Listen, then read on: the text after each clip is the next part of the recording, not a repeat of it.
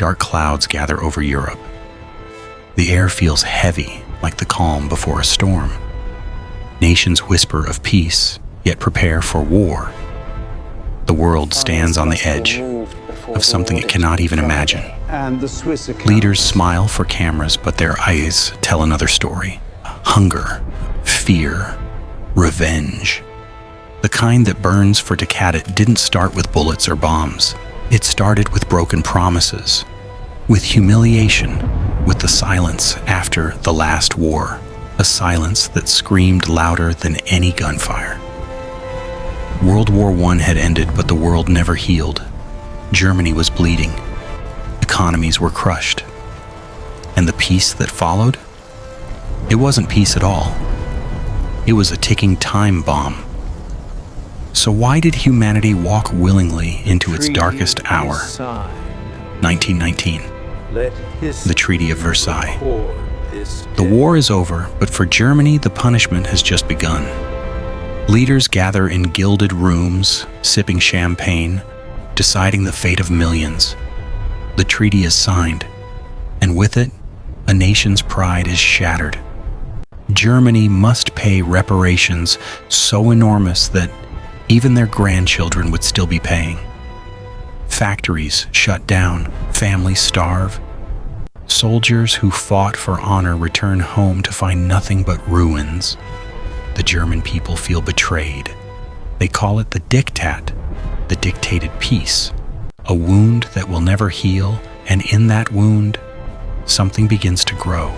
Anger, resentment, the hunger for redemption. The Allies think they've secured peace, but what they've truly created is desperation. Fast forward to the 1920s, the Roaring '20s for America maybe, but for Europe, it's chaos. Inflation runs wild in Germany. Bread costs millions of marks. People carry money in wheelbarrows just to buy a loaf. And then, the Great Depression hits. The world economy collapses. Banks fail, jobs vanish. Hope disappears. Democracies crumble under the weight of poverty and fear. People no longer believe in politics. They want a savior, someone who promises to make their nations strong again. And out of the ashes come the dictators. Italy, Benito Mussolini, the man who struts in black uniform, promising to revive Rome's lost glory. He shouts, "We will make Italy great again." Crowds cheer. The world watches, and no one stops him.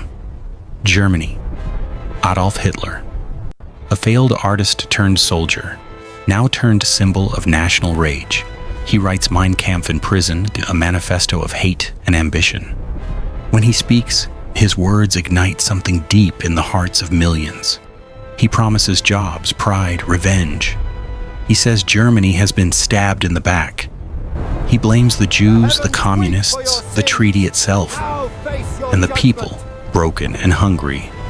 They believe him. They want to believe. Soon, the Nazi flag rises over Berlin. The swastika waves where democracy once stood. The army grows again, secretly at first, then boldly, openly.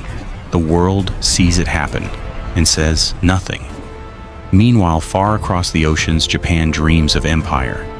The tiny island nation, rich in warriors but poor in resources, looks outward, toward China, toward the Pacific. They want steel, oil, land, power. In 1931, Japan invades Manchuria. Bombs fall. The League of Nations protests. But that's all they do. Words, speeches, papers. Japan ignores them, and the world moves on. The message is clear. You can invade, you can kill, and nothing will happen. By 1933, Hitler becomes chancellor. The Nazis burn books, silence critics, and build the world's most terrifying propaganda machine. Every speech, every film, every classroom, all scream one message: Germany will rise again. He rearms the nation, defies the treaty, and remilitarizes the Rhineland. France and Britain could have stopped him easily, but they don't. They're tired of war. They want peace at any cost, appeasement. That word becomes their curse. When Hitler annexes Austria in 1938, no one stops him. When he demands the Sudetenland from Czechoslovakia, they give it to him. British Prime Minister Neville Chamberlain waves a paper in the air, smiling.